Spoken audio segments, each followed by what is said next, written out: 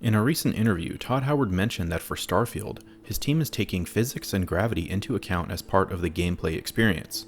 Here's the exact clip, and then we will discuss how this is potentially very big news and could have a tremendous effect on how the game is played. Or how do the physics work in space and gravity and those kind of things, and that's where you get into, we have to gamify it some, so that it's not as punishing as actual space travel. Keeping with the more realistic tone that Bethesda is going for in Starfield, the mere fact that physics and especially gravity are going to play a role is very encouraging. Gravity especially is not something often taken into account in science fiction, and especially movies. There's a pretty good reason for that, however. Mainly, it is because gravity is invisible. You can't see it, you can only feel it. And as humans and other animals have evolved on Earth, we've become accustomed to gravity in a way that we actually don't feel it at all. Gravity becomes more pronounced as we journey to space. Astronauts in the International Space Station have lived for weeks at a time in zero gravity. When we walked on the moon, astronauts could jump 10 feet into the air and remain airborne for about 4 seconds, thanks to the fact that the moon has about 17% of Earth's gravity.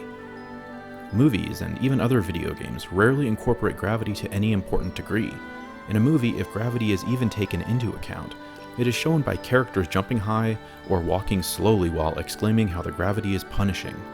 Since you can't see gravity, that is really the best that you can do, and as a narrative device you'd have to build a story around it. And let's be honest, for a movie it really isn't that helpful or interesting. Even in Interstellar, they just comment on it a few times just to maintain the authenticity needed.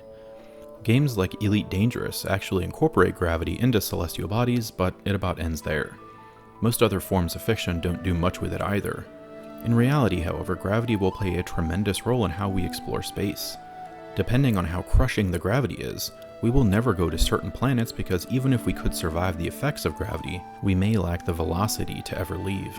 Now, in a game developed with gravity in mind, as Starfield may be, gravity could be a big differentiator in gameplay, especially if we are visiting different planets or locations with varying levels of gravity. Video games are unique among all forms of media in that they are interactive. You can, via feedback in what you do, actually feel how gravity affects what you do in the game. You can jump high, walk slower, swing weapons differently, and so on. This cannot be felt in the same way for movies or books. Imagine exploring a moon with gravity similar to ours and how we may be able to jump really high, or construct impossibly tall buildings due to the low gravity. Or a planet that, because gravity is so strong, that the local population actually digs down to build their cities because building up is so hard to do. Exploring distinct and interesting locations that change how you play the game would make these into wholly different experiences. Depending on gravity, you may equip different suit elements or make changes to your ship potentially. I could imagine a plotline where you end up on a high gravity planet and must upgrade your ship to leave the planet. Enemies on that planet could have evolved to be short with extremely dense or thick bones, making them particularly difficult to fight. Low gravity planets or moons could have cities that extend miles above the ground, or miles below the ground, simply due to the ease of moving rocks and materials around. This alone could make for some stunning cities built by Bethesda. High gravity environments, depending on how extreme the gravity was, could make for amazing landscapes.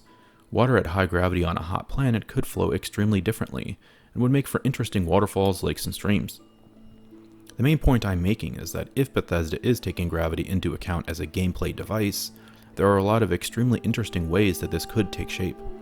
At the same time, Todd Howard says that they want to gamify Starfield a bit, so we may see some realistic effects of gravity, while not necessarily others. This is the somewhat slippery slope that Bethesda has to walk, because once you go down the rabbit hole of quote realistic physics and gravity, it tends to bring people out of the woodwork to tell you how wrong you got things. One thing I would like to hear is that Bethesda consulted with actual astrophysicists when developing Starfield. They could immediately come up with interesting and realistic locations for the game and everything that may go with them simply by asking an expert. Sometimes you have to make the game fun though, and I totally get that. I'm just excited to play a new Bethesda role-playing game in a new universe with somewhat realistic physics being employed. At least they will be trying, and that is more than you can say about a lot of other science fiction these days. Visiting SpaceX and consulting with them on rocket ships and space travel is definitely a great start. What are your thoughts on how gravity could affect gameplay in Starfield? Do you have any interesting ideas? Let's discuss in the comments. If you enjoyed this video, please be sure to like and subscribe. maybe click that bell icon.